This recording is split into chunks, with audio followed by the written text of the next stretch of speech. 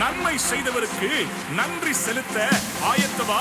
வாருங்கள், கைகளை தட்டி சத்தத்தை உயர்த்தி ஜீவனோடு பாதுகாத்த தேவனுக்கு நன்றி பலிகளை ஏறெடுப்போம்.